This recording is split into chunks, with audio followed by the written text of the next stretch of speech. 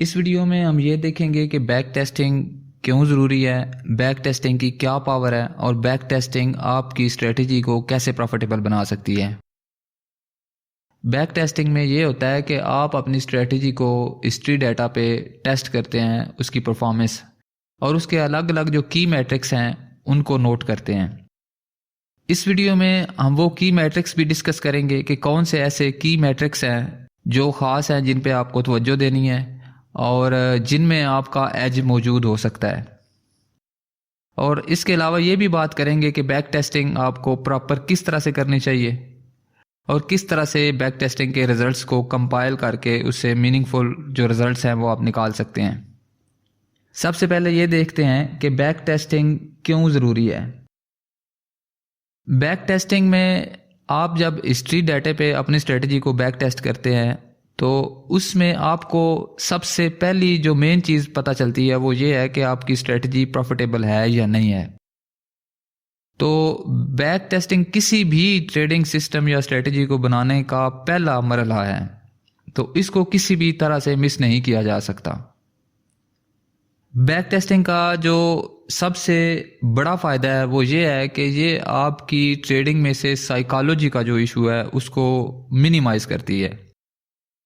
यानी आप अपनी स्ट्रेटजी को 300, 500 या 700 ट्रेड्स पे जब बैक टेस्ट करते हैं हिस्ट्री डाटा पे, तो आपको कई चीज़ें पता चलती है, जिसमें आपका विन रेट, आपका risk to reward ratio possible कौन सा बेहतर हो सकता है। इसके अलावा आपका ड्रॉ डाउन अकाउंट को जो फेस करना पड़ा है वो सारी चीज़ें आपके सामने आती हैं। और इसके अलावा ये भी पता चलता है कि स्ट्रेटजी प्रॉफिटेबल ओवरऑल है या नहीं है। साथ ही आप मार्केट की मुख्तलिफ कंडीशंस को देखते हैं और उन कंडीशंस को देखते हुए आपकी एक साइकोलॉजी जो बराह रास्त मार्केट में जब आपको वो कंडीशंस फेस करनी पड़ती हैं तो वो बराह रास्त भी आप उनको फेस कर पाते हैं, एक साइकोलॉजी बिल्ड होती है आपकी। तो इसलिए बैक टेस्टिंग करना बहुत ज़रूरी है और इसको स्किप नहीं किया जा सकता। दूसरा अहम पॉइंट ये है कि बैक टेस्टिंग में आपका सैंपल साइज बहुत मैटर करता है। सैंपल साइज ये होता है कि आप बैक टेस्टिंग के लिए कम से कम कितनी ट्रेड्स आप जो है उनको बैक टेस्ट करते हैं। जो रिकमेंडेड सैंपल साइज है वो कम से कम 300 ट्रेड्स का है और इससे ज़्यादा अगर हो तो वो बेहतर है, लेकिन कम से कम 300 ट्रेड्स का सैंपल साइज आपको बैक टेस्ट करना है।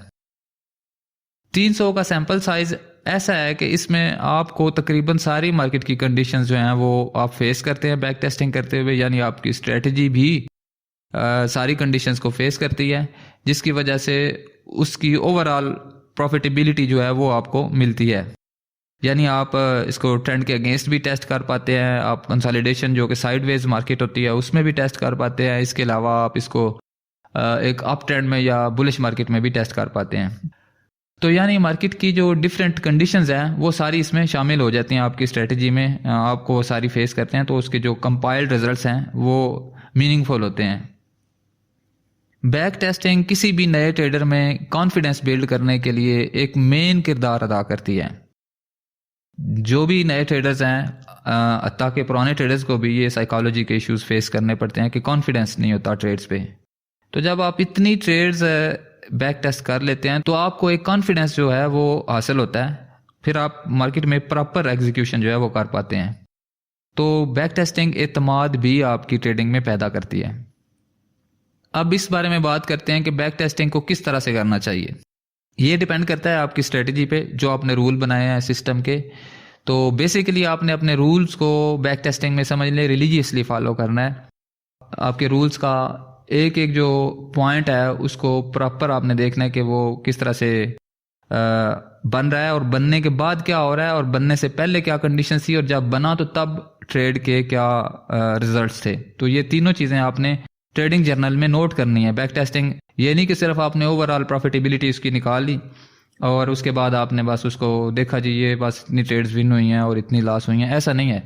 आपने हर ट्रेड जो बैक टेस्ट कर रही है उसका प्रॉपर रिकॉर्ड रखना है ताकि बाद में आप उसको यूज़ कर सकें। बाद में किस तरह से देखें, जब आप स्ट्रेटजी पूरी बैक टेस्ट करेंगे, फ़र्ज़ करें उसमें से कुछ एडजस्टमेंट्स की ज़रूरत है, तो आपके पास वो सारा डाटा यानी चार्ट के सारे वो स्क्रीनशॉट्स और बाकी सारी जर्नलिंग जो आपने की हुई है कि किस तरह से मार्केट ने उधर बिहेव किया, वो सारे आपके काम आएंगे जब आप उसकी एडजस्टमेंट फेज में जाएंगे। क्योंकि स्ट्रेटजी हो सकता है आपकी सीधी सीधी प्रॉफिटेबल ना हो, उसमें कुछ एडजस्टमेंट्स की ज़रूरत हो, कहीं पे जहाँ पे आपका बाय का सिग्नल बन रहा है आपने उधर कुछ नोट किया हो, वो उसको सेल करना हो उधर।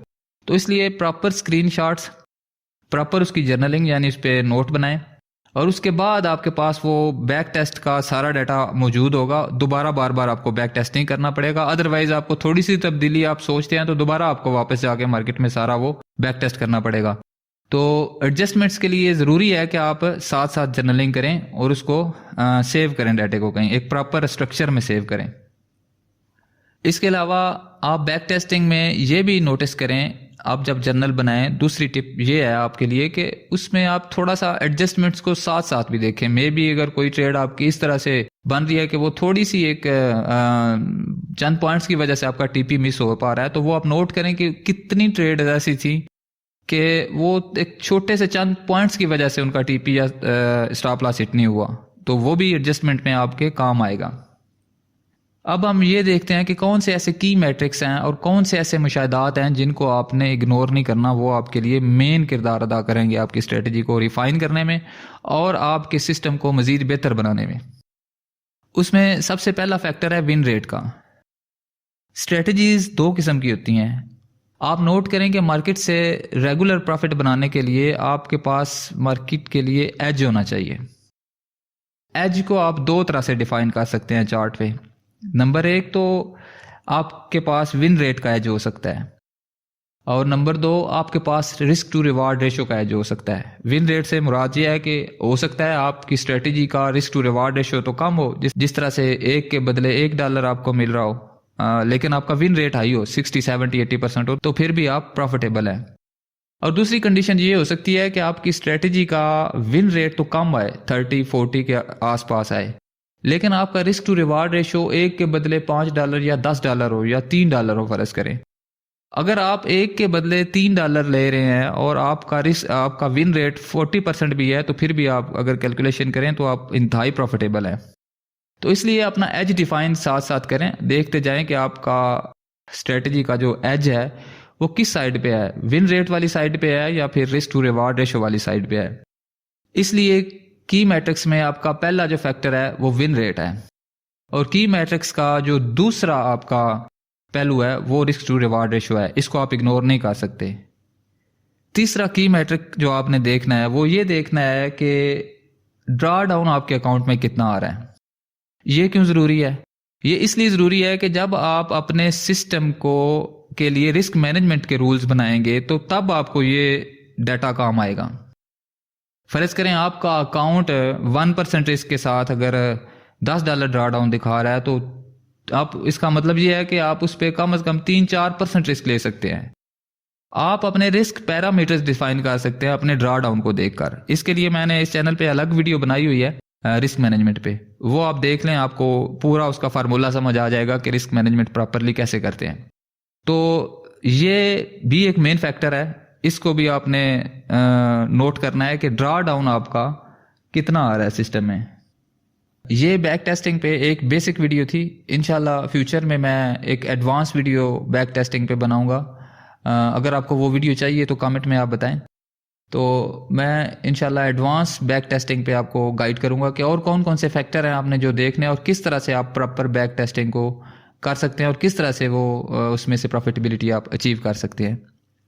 इसके अलावा एक और चीज़ इसमें मेंशन करना चाहूँगा मैं, वो ये है कि आप हाई प्रोबेबिलिटी ट्रेड्स लें। सिर्फ हाई प्रोबेबिलिटी ट्रेड्स कैसे ली जाती हैं और हाई प्रोबेबिलिटी किस तरह मार्केट में आपकी ट्रेडिंग को इम्पैक्ट करती है, इसके लिए आप ये डीप लिक्विडिटी वाली वीडियो देखें।